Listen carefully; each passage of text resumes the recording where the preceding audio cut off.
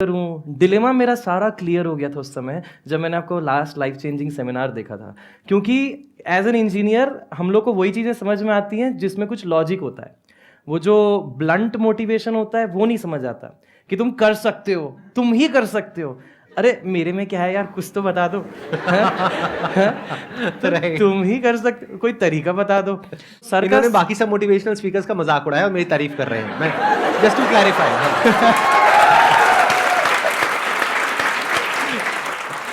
वो जो वीडियो है 2 घंटे 11 मिनट 28 सेकंड की, जिसमें 1 घंटे 12 मिनट 13 सेकंड पे ओवर थिंकिंग के बारे में बताना सर शुरू करते हैं।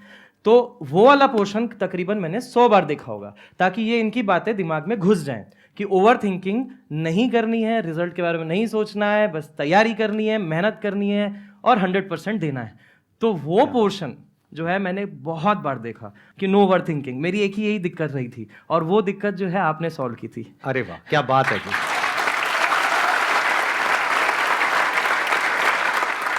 ये बहुत बड़ी बात होती है यूपीएससी को क्रैक करना, क्योंकि लाखों बच्चे चाहते हैं लेकिन बहुत कम का हो पाता है। जी।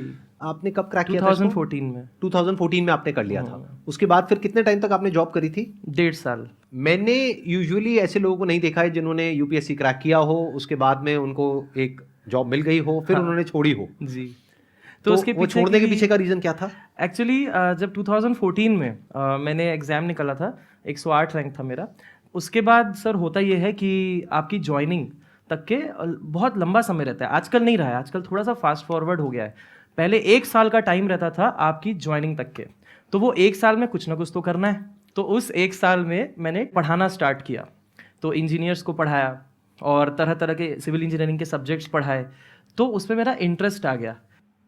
तो हुआ यूँ कि जब 1.5 साल फिर जब जॉब किया तो मैं ना मिस कर रहा था किसी चीज़ को, और कहीं ना कहीं लग रहा था कि कुछ ना कुछ मिसिंग है। और फिर मैंने ये सोचा कि वाई नॉट वही चीज़ की जाए जिसमें मेरे को मज़ा आ रहा है। तो फिर मैंने जॉब पूरी तरीके से छोड़ करके पूरा समय, पूरा डेडिकेशन टीचिंग को ही दिया।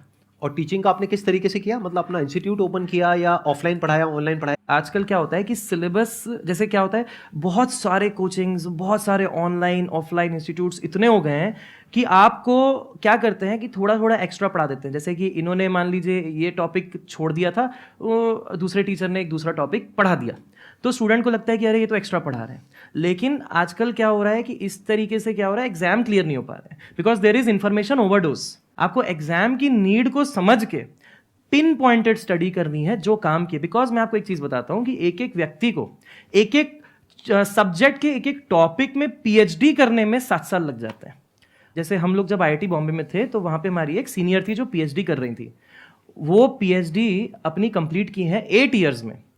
उनका शादी हो गया, बेबी हो गया, सब हो गया, पीएचडी उसके बाद हुई कंप्लीट, वो भी एक टॉपिक में। तो इसीलिए हमें उस लेवल पे नहीं जाना है कि हम रिसर्च करें, हमें उस लेवल पे जाना है कि एग्जाम की नीड क्या है, उस नीड को टारगेट करें, पीवाईक्यूज को बार बार देखें, समझें, और फिर ये देखें कि जो हम पढ़ रहे हैं वो पीवाईक्यूज से मैच हो रहा है कि नहीं हो रहा है, कहीं हम इधर उधर तो नहीं जा रहे हैं। क्योंकि आपको एक चीज बता देता हूं कि जिस भी एग्जाम को आप ले लो, गवर्नमेंट के जितने भी एग्जाम्स हैं, आप ये पाओगे कि ज्यादातर जो क्वेश्चन होते हैं वो पीवाईक्यूज से रिलेटेड होते हैं। मतलब एग्जैक्टली वो नहीं होगा, तो उससे रिलेटेड होगा। तो अगर आप जितना स्टडी अच्छे से पीवाईक्यूज को करोगे, उतना बेहतर तरीके से आप अपने प्रिपरेशन को चैनलाइज कर पाओगे। अदरवाइज दिक्कत ये हो जाएगी कि इधर उधर की चीजें जब करने में जाते हैं तो टाइम वेस्ट भी होता है, और उसका रिसोर्स मटेरियल फिर खोजेंगे, फिर उसमें फिर टेस्ट वेस्ट देंगे, तो वो सब क्या करेगा, वो रैंक नहीं जनरेट कर पाएगा, वो वेस्टेज ऑफ टाइम है। ठीक है, तो ये बहुत इंपॉर्टेंट है, study the syllabus, study the PYQs before actually studying the subject.